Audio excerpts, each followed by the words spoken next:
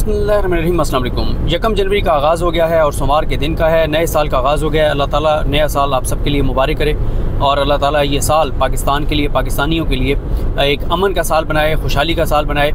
और अल्लाह करे कि जो हमें नज़र आ रहा है ग्राउंड के ऊपर ये चीज़ें बहुत ख़राबी की तरफ जा रही हैं, ऐसा ना हो और कोई अल्लाह ताला की गैबी मदद और पाकिस्तान बेहतरी की तरफ जाए। इस वीडियो में हमने 3 इश्यूज़ पर बात करनी है। एक तो मुस्लिम लीग नून की पहली तगड़ी विकेट गिरी है और दूसरे 2 मामलात हैं। आपको पता ही है कि एक एंकर की जानिब से कहा गया कि देहात के लोगों के दिल आज भी मियाँ नवाज शरीफ के साथ धड़कते हैं और 3 एंकर्स ऐसे हैं जो तासुर दे रहे हैं कि देहातों के लोगों में, क्योंकि वो लोग कहते हैं कि शायद वो उस देहातों में इतनी एजुकेशन नहीं होती, तो इसलिए शायद देहात के लोगों के दिल आज भी नवाज शरीफ के साथ धड़कते हैं। हालांकि मैं समझता हूँ कि देहात के लोग भी अब इंतहाई पढ़े लिखे हैं और वो हमसे ज़्यादा बाशऊर हैं, उनके पास हमसे ज़्यादा इन्फॉर्मेशन है। 2 दिन हमने ट्रैवल किया और अभी हम वापस इस्लामाबाद की तरफ जा रहे हैं। जो हमारी मुलाकातें हुई, एक तरह से ऐसा समझिए कि हमने सर्वे किया, तो उसमें क्या हुआ वो आपको चीज़ें बताएंगे। और तीसरी चीज़ बड़ी इंपॉर्टेंट है, वो मैं आपको पता ही है कि मैं कभी ना ये कहता हूँ कि मेरे चैनल को सब्सक्राइब करें, ना मैं आपको कभी ये कहता हूँ कि मेरी वीडियो एंड तक सुने, लेकिन आज मैं ये कहूँगा कि आखिरी जो 4-5 मिनट हैं वो आप ज़रूर सुने।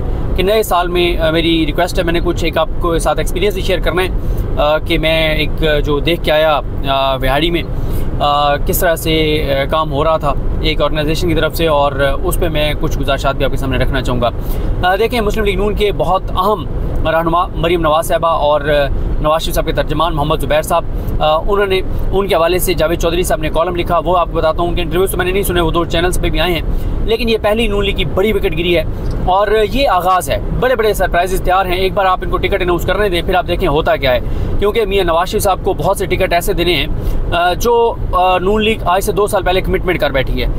लोटों को टिकट देगी, अपने नज़रियाती लोगों को इग्नोर करेगी। आप अंदाज़ा लगाएंगे तलाल चौधरी को भी ट्विटर पे ट्रेंड बनवाना पड़ा कि जनाब मुझे टिकट मिलना चाहिए। नून लीग के जो नज़रियाती लोग हैं वो नून लीग के हामी सहाफ़ियों से ट्वीट्स करवा रहे हैं कि फ़लाँ को टिकट दें, फ़लाँ को टिकट दें, फ़लाँ का टिकट बनता है, फ़लाँ का टिकट बनता है। लेकिन मियाँ नवाज शरीफ को जहाँ जब हुक्म आएगा कि फ़लाँ को सीट एडजस्टमेंट में टिकट देने, तो फिर हो नहीं सकता कि मियाँ साहब उनको टिकट ना दें। मियाँ साहब आपको पता ही है सर झुका के नौकरी कर रहे हैं। और ये जो कॉलम है इसमें जो मोहम्मद ज़ुबैर साहब ने जो बातें बताई हैं, ये इतनी बड़ी चार्जशीट है मुस्लिम लीग नून के ख़िलाफ़ कि किस तरह से, यानी वैसे तो पूरा पाकिस्तान जानता है कि किस तरह से ये आए हैं, किस तरह से लाए गए हैं, कैसे ये मुसल्लत किए जा रहे हैं। लेकिन ये जो कॉलम है जिसमें मोहम्मद ज़ुबैर साहब खुद बता रहे हैं, घर का भेदी बता रहे हैं, ये बहुत इंपॉर्टेंट है। जावेद चौधरी साहब जो है वो लिखते हैं जनाब कि मोहम्मद ज़ुबैर साहब के हवाले से यहाँ से शुरू करते हैं जनाब के मोहम्मद ज़ुबैर के वालिद तो ग़ुलाम उमर फ़ौज में मेजर जनरल थे। ज़ुबैर साहब MBA के बाद कॉर्पोरेट वर्ल्ड में दाखिल हुए और IBM के मिडल ईस्ट और अफ्रीका के चीफ ऑपरेटिंग ऑफिसर बन गए। यहाँ से इंपॉर्टेंट चीज़ शुरू हो रही है कि 2012 में मुस्लिम लीग ज्वाइन की और 2013 की हुकूमत में निजकारी कमीशन और बोर्ड ऑफ इन्वेस्टमेंट के चेयरमैन और सिंध के गवर्नर बन गए। ये पनामा केस, मियाँ नवाज शरीफ की सज़ा और फिर जलावतनी के दौरान जनरल बाजवा और जनरल फैज़ से राब्ते में थे और बतौर एलची काम करते रहे। पैगाम रिसानी के इस अमल में उनका सियासी कत्ल हो गया और पार्टी ने उन्हें अमलन कॉर्नर कर दिया। देखें, मोहम्मद ज़ुबैर साहब जब एलची थे और पैगामात नवाज शरीफ साहब और मरीम नवाज साहबा के जनरल बाजवा साहब और जनरल फैज़ साहब तक पहुँचा रहे थे, तो इसका मतलब ये है कि मियाँ नवाज शरीफ उस वक्त भी हाथ पाँव तो मार रहे थे, पाँव तो पकड़ रहे थे, इस्टेब्लिशमेंट से डील की भीख तो मांग रहे थे और मिन्नत तरला तो कर रहे थे, ऊपर से गालियाँ दे रहे थे और अंदर से मिन्नत तरला भी कर रहे थे और डीलें भी मार रहे थे। तो ये बात तो साबित हो गई है। मोहम्मद ज़ुबैर ने चंद दिन कबल मुझसे रब्ता किया, ये जावेद चौधरी सब कह रहे हैं, और जनरल बाजवा और मियाँ नवाज शरीफ के राब्तों से मुतालिक कुछ हक़ाइक़ बयान किए। मैं स्टोरी के चंद हिस्सों से वाकिफ़ था। चुनाचे गुफ्तगू के दौरान मैं उनसे सवाल करता रहा और वो नहायत ईमानदारी से जवाब देते रहे। मैं गुफ्तगू का एक हिस्सा उनकी रजामंदी से तहरीर कर रहा हूँ। मुझे ये मोहम्मद ज़ुबैर साहब कह रहे हैं कि मुझे 2018 में पार्टी छोड़ने और नई हुकूमत में अहम पोजीशन की ऑफ़र हुई थी। मुझे कहा गया था कि तुम गवर्नर भी रह सकते हो और नई हुकूमत में अहम पोर्टफोलियो भी ले सकते हो, बस तुमने एक प्रेस कॉन्फ्रेंस करनी है। लेकिन मैंने साफ इनकार किया। मेरी बीवी ने भी कह दिया था कि अगर तुमने ये ऑफ़र कबूल की तो मैं तलाक ले लूँगी। हम लोग शरीफ फैमिली से इतने कमिटेड हैं। मैंने पूछा, जावेद चौधरी साहब कह रहे हैं, क्या जनरल बाजवा के कज़न अंजुम नज़ीर वड़ाइच आपके फैमिली फ्रेंड हैं? ज़ुबैर साहब ने जवाब दिया, जी हाँ, मेरे उनसे 40 साल पुराने तल्लुकात हैं। मैं जब भी इस्लामाबाद आता था तो उनके घर ठहरता था। मैंने पूछा, यानी जावेद चौधरी साहब कहते हैं कि मैंने पूछा, आप उनके ज़रिए जनरल बाजवा से मिलते थे? उनका जवाब था, वो एक सोर्स थे, मगर गवर्नर की हैसियत से मेरे जनरल साहब से बराह रास्त तल्लुकात भी थे। यूँ मैं 27 अगस्त 2020 को उनसे मिला। मैंने पूछा, आप क्यों मिले? जावेद चौधरी साहब ने पूछा कि आप उनको क्यों मिले 2020 में? उनका जवाब था, मैं मियाँ साहब का पैगाम लेकर उनके पास गया था। यानी ये तस्दीक हो गई है कि मियाँ नवाज शरीफ जनरल बाजवा को, जनरल फैज़ को पैगामात भी भिजा रहे थे, डीलें भी मांग रहे थे, मिन्नत तरला और उनके पाँव भी पकड़ रहे थे। मियाँ साहब का पैगाम लेकर उनके पास गया था। मैंने पूछा मुलाकात कैसी रही। उनका जवाब था मुलाकात का दौरानिया 4 घंटे था। मियाँ साहब और मरीम नवाज़ पर पाबंदी थी, उनकी तस्वीर, आवाज़ और ख़बर तक मीडिया पर नहीं चलती थी। हालांकि मुझे नहीं लगता ऐसा था। उसके बाद मोहम्मद ज़ुबैर साहब कहते हैं कि मैंने जनरल बाजवा को समझाया कि रियासत ने शेख मुजीब से लेकर बेनज़ीर भुट्टो तक ये पाबंदियाँ लगा कर देख ली, क्या नतीजा निकला? सिर्फ मुल्क को नुकसान हुआ। इस बार भी इन पाबंदियों का सिर्फ मुल्क को नुकसान होगा।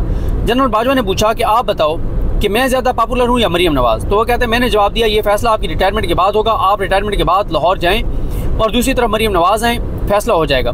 मैंने पूछा कि क्या इस्टेब्लिशमेंट इस वक्त मरीम नवाज़ को स्पेस देने के लिए तैयार नहीं थी? जावेद चौधरी साहब कहते हैं कि मैंने मोहम्मद ज़ुबैर से पूछा कि क्या इस्टेब्लिशमेंट उस वक्त मरीम नवाज़ को स्पेस देने के लिए तैयार नहीं थी? तो ज़ुबैर साहब का जवाब था कि ये बात दुरुस्त है। जनरल बाजवा बार बार कह रहे थे कि मरीम नवाज़ की कोई गुंजाइश नहीं, और मैं उनको जवाब में यही कहता रहा कि ये फैसला करने वाले आप कौन होते हैं? बहरहाल मेरी कोशिश रंग लाई और मियाँ नवाज शरीफ और मरीम नवाज़ को स्पेस मिल गई। तो मियाँ नवाज शरीफ और मरीम नवाज़ को स्पेस इस्टेब्लिशमेंट के साथ डील से मिली थी, जो कि मोहम्मद ज़ुबैर साहब ने लेके दी थी।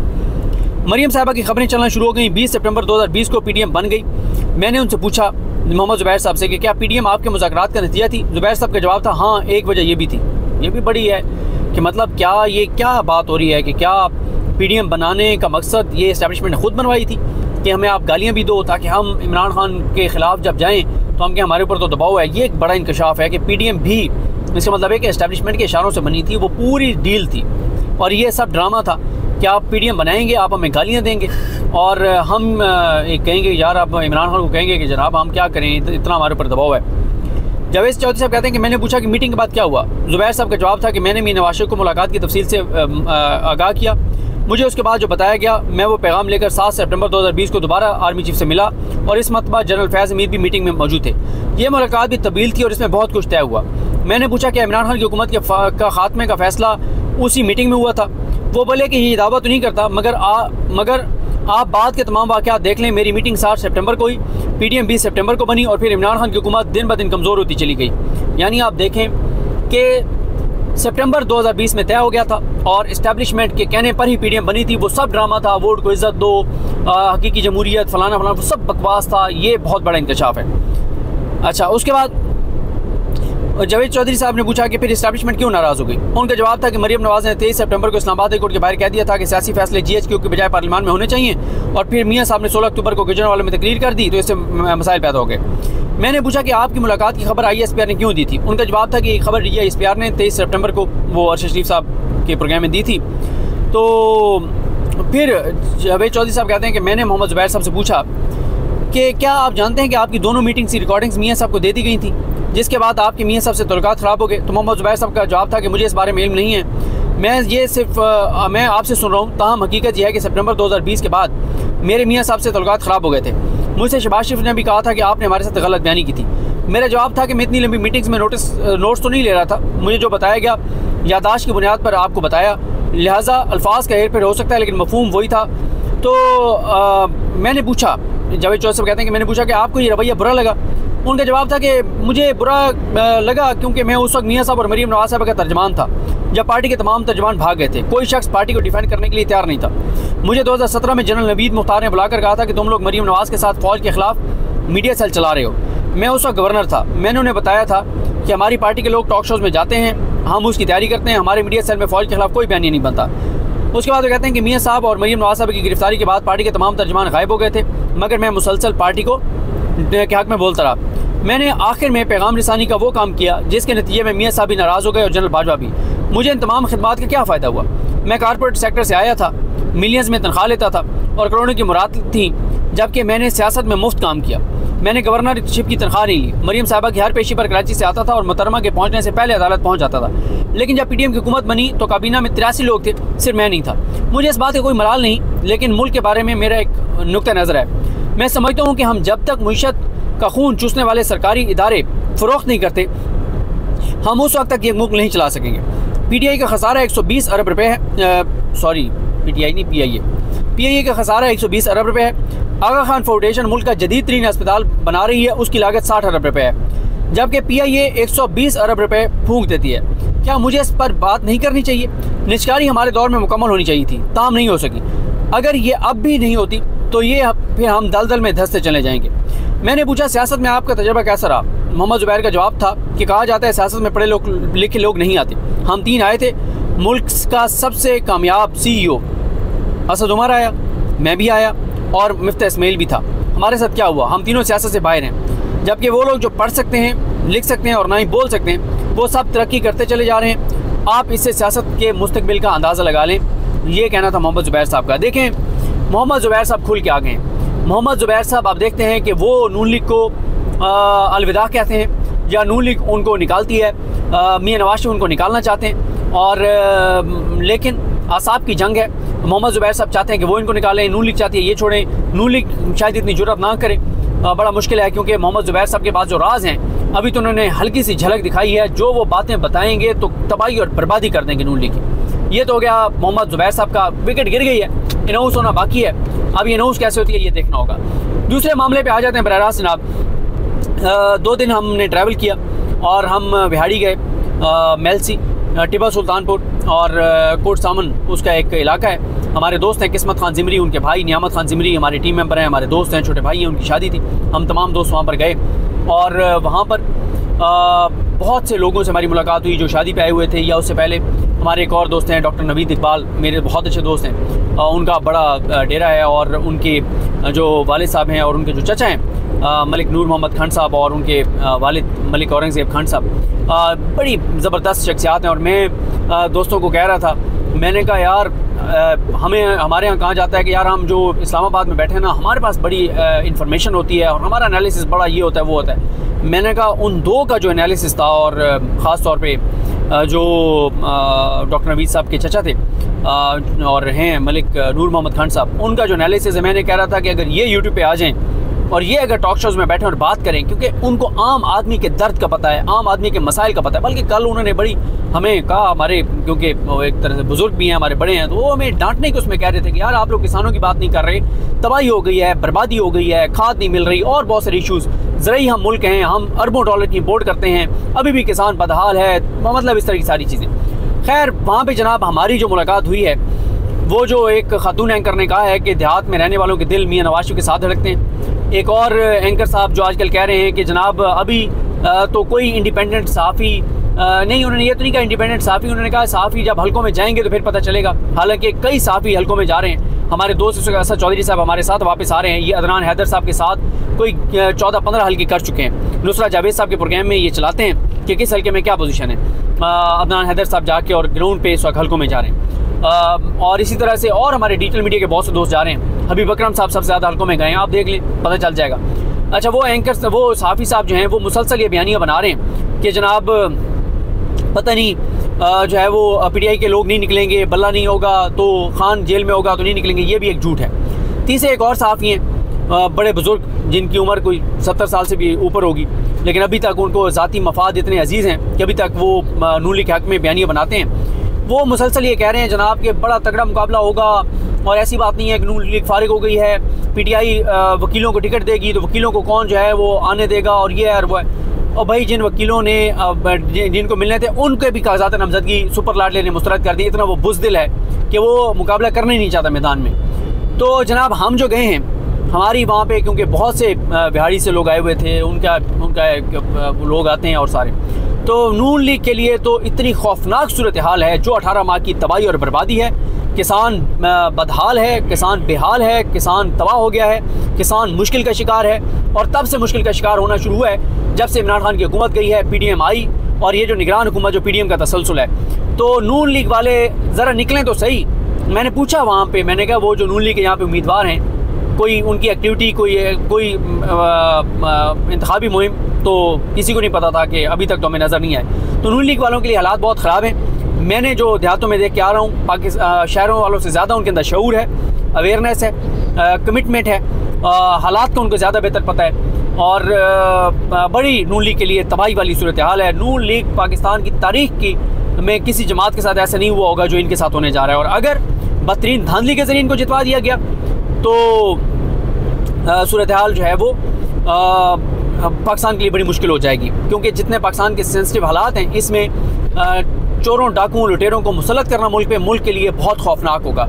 और बाकी वहाँ पे औरंगज़ेब जो खिची हैं और जहाज़ेब खिची और जो अली रज़ा खाकमानी हैं, उनकी पोजीशन बहुत बहुत बेहतर है। और ज़ाहिर है वो औरंगज़ेब खिची एक बड़े शरीफ नफ्स शख्सियत के मालिक हैं, बड़े ज़बरदस्त सी उनकी शख्सियत है, तो उनका बड़ा वहाँ पे लोगों के अंदर बड़ा इज़्ज़त एहतराम है और उनकी पोजीशन बहुत तगड़ी है।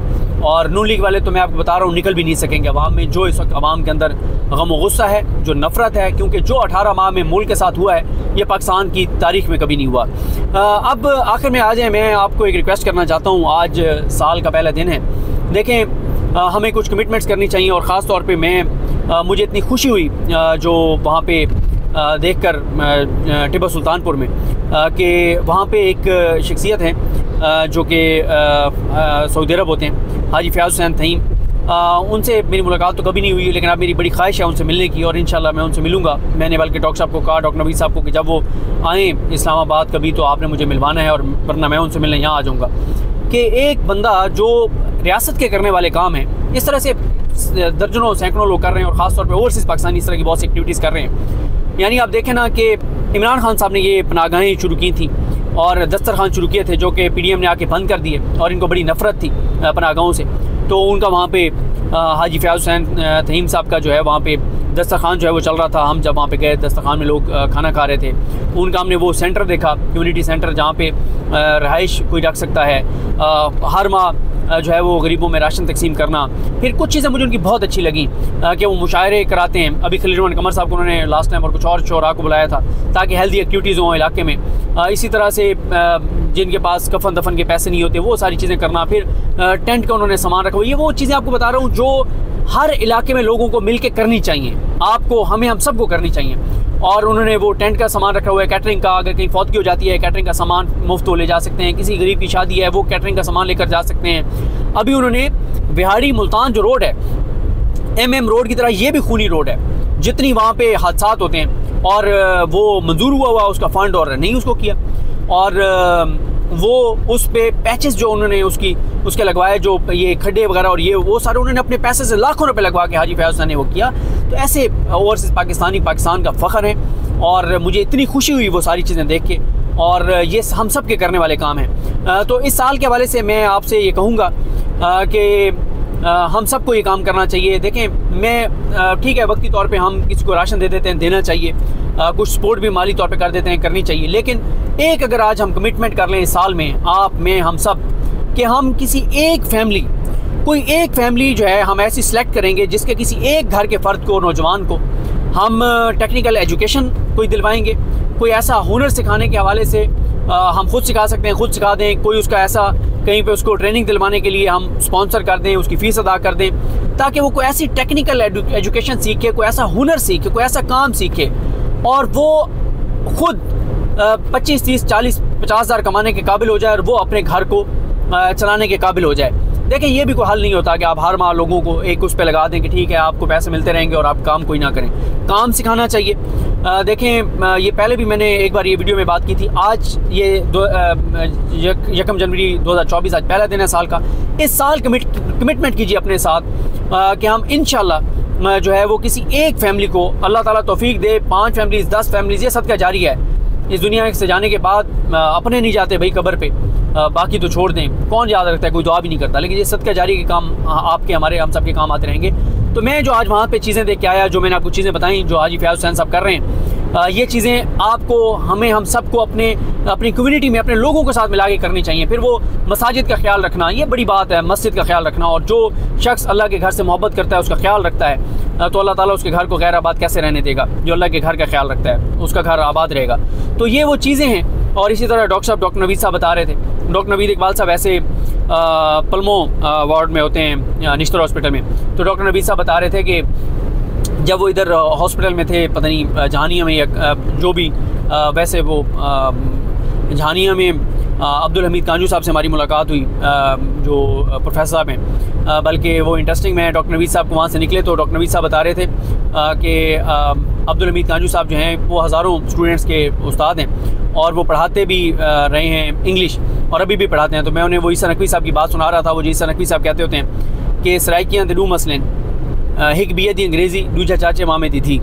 और इसका मतलब ये है कि सराइकियों का मसला ये है, एक उनकी अंग्रेज़ी BA की अंग्रेज़ी बड़ी मुश्किल से पास होती है, और मैंने कहा इसलिए अब्दुल हमीद कांजू साहब सर जो है वो बड़े इंपॉर्टेंट हैं कि इंग्लिश पढ़ाते हैं। और दूसरा वो कहते हैं कि दूसरा सराइकियों का मसला ये है चाचा मामे दी थी कि जब वो थोड़ा सा आगे बढ़ने का मौका होता है कि आप अपने इलाके से निकलें, कहीं बाहर जाएँ, आगे अपॉर्चुनिटी को अवेल करें, तो उस वक्त तक घर वाले कहते हैं भाई चाचे या मामे की धी के साथ, बेटी के साथ जो है वो शादी कर दी जाए। तो और फिर ये भी सराइकियों का बड़ा मसला होता है कि वो घर से निकलना उनके लिए बड़ा मसला होता है अपने शहर से।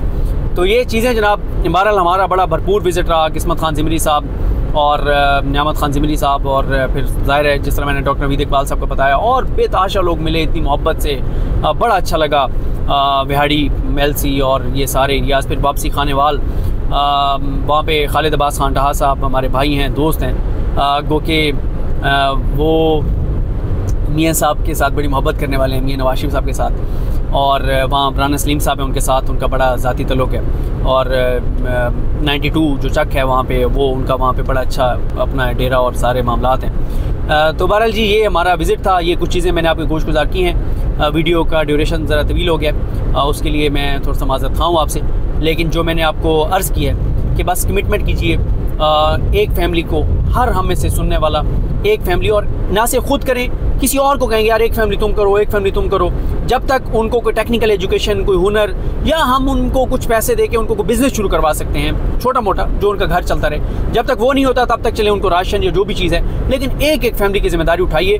पाकिस्तान के हालात बहुत ख़राब हैं, लोग खुदकुशियों पर मजबूर हैं, और मुझे हुकूमती सतह पर चीज़ें बेहतर होती नज़र नहीं आ रही। आज भी आप देखें पेट्रोल और डीजल की कीमतें बरकरार रखी गई हैं, उनको कम नहीं किया गया आलमी मार्केट की कीमतों के मुताबिक। हुकूमत के पेट का दोज़ख भरेगा तो फिर है। लोड शेडिंग पाकिस्तान की तारीख में इतनी नहीं हुई सर्दियों में जितनी इस वक्त हो रही है। हालात आपको पता ही है किस तरफ जा रहे हैं। अल्लाह ताला हमारे मुल्क पर रहम करें। मुझे अपनी दुआ में याद रखें। अल्लाह करीम हम सबका हामी नासर हो। अल्लाह हाफ़िज़।